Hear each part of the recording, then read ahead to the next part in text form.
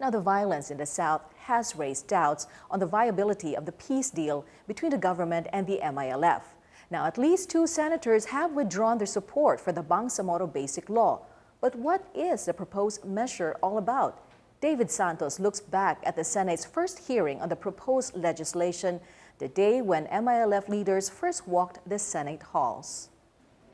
Emerging from the Senate session hall after close to 3 hours of questioning, Bangsamoro Transition Commission Chairman Muager Iqbal summed up the hearing in one word. Mahirap.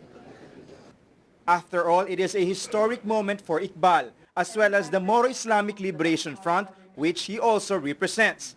This is the first time the MILF, as a rebel organization, is actively participating in a democratic process of legislation.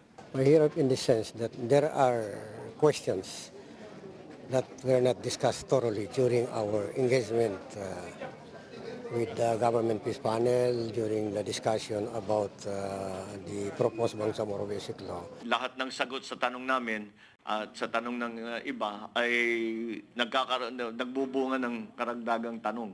So this is the very beginning of a relatively long, extremely involved process. Senate Bill number 2408 has 13 sponsors, including Senate President Franklin Drilon, as well as Senators TG Gingona and Coco Pimentel, both from Mindanao. It is the counterpart of House Bill number 4994, both aiming to provide an organic law creating the proposed Bangsamoro government. The Senate Committees on Local Government, as well as Peace, Unification, and Reconciliation will jointly review the bill. Senator Bongbong Marcos described its proceedings as more of a briefing than a formal hearing, since the proponents are presenting the BBL draft to the Senate for the first time. But this early, some senators could not resist asking the tough technical questions, especially on provisions of the draft that may be deemed as unconstitutional. Questions ranged from, can the Chief of the Philippine National Police override the orders of the Chief Minister to the Regional Bangsamoro Police? To, can migrants to Mindanao be considered as part of the Bangsamoro people and be entitled to equal rights?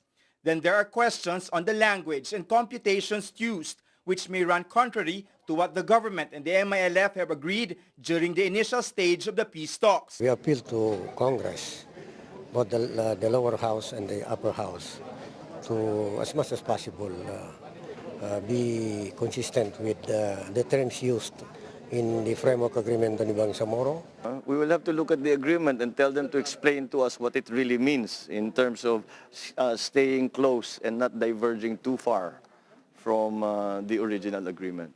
The senators insist the Bangsamoro Peace Agreement, which lays the foundation for the BBL, cannot limit the powers of Congress to amend a proposed law. It's a far-reaching, complicated, extremely profound and important document, so we will not rush it.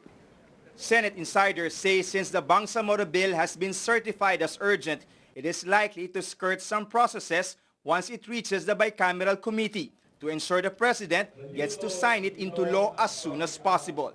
David Santos, 9 News.